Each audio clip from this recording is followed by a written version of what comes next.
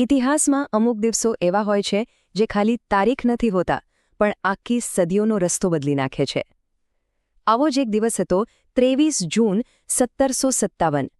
એક એવી તારીખ જેણે એક જ લડાઈમાં આખા ભારતીય ઉપખંડનું ભવિષ્ય નક્કી કરી દીધું. તો ચાલો આપણે સીધા યુદ્ધના મેદાન પર જઈએ. એક બાજુ કોણ હતું? બંગાળના નવાબ સિરાજ ઉદ દૌલા.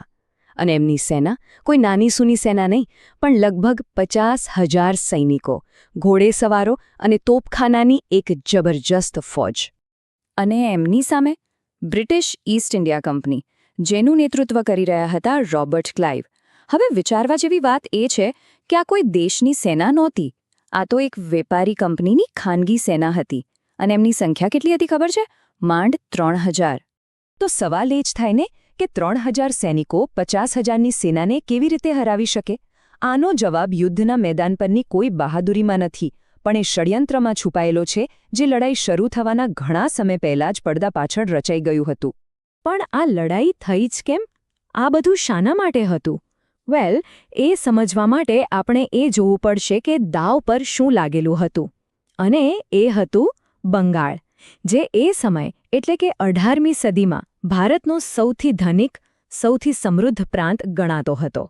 બંગાળ એટલું ખાસ કેમ હતું? કારણ કે એ વૈશ્વિક વેપારનું એક મોટું હબ હતું. અહીંથી કપાસ, રેશમ, ખાંડ અને સૌથી અગત્યનું દારૂગોળો બનાવવા માટે જરૂરી સોલ્ટ પીટરની નિકાસ થતી હતી. ટેક્સમાંથી પણ જબરજસ્ત આવક થતી હતી. એટલે જ તો ઈસ્ટ ઇન્ડિયા કંપનીની નજર એના પર હતી. એમને ખાલી વેપાર નહોતો કરવો, એમને તો બંગાળના આખા આર્થિક એન્જિન પર જ કબજો કરવો હતો. તો આ સંઘર્ષના કેન્દ્રમાં હતા બે મોટા ખેલાડીઓ. એક તરફ સિરાજ ઉદ દૌલા, એક યુવાન અને ઉતાવળિયા નવાબ જે અંગ્રેજોની વધતી તાકાત પર લગામ કસવા માંગતા હતા. અને બીજી તરફ હતી ઈસ્ટ ઇન્ડિયા કંપની, એક વેપારી કોર્પોરેશન જે કોઈપણ ભોગે પોતાનો નફો અને પાવર વધારવા માંગતી હતી.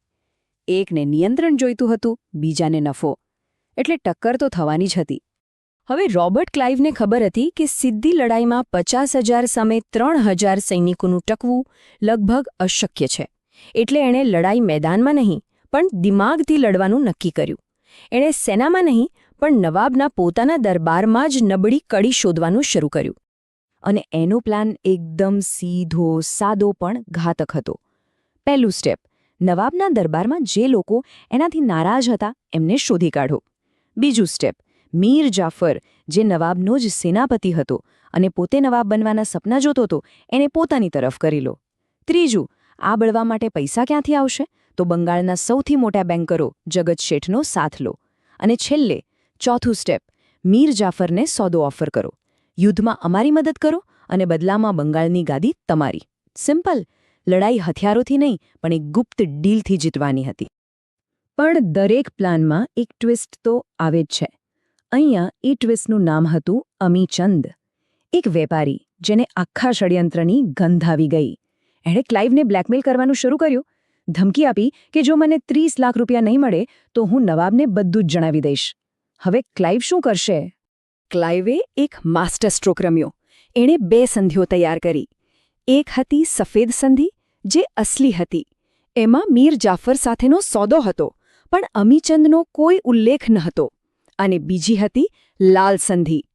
આ એક નકલી ડોક્યુમેન્ટ હતું જે ખાસ અમીચંદને બતાવવા માટે બનાવાયું હતું, અને એમાં એની 30 લાખની માંગણીનો ઉલ્લેખ હતો.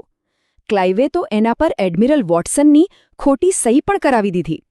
પાછળથી એણે બ્રિટિશ સંસદમાં કહ્યું પણ ખરું, આટલા મોટા બદમાશને છેતરવામાં જ સાચો ન્યાય છે.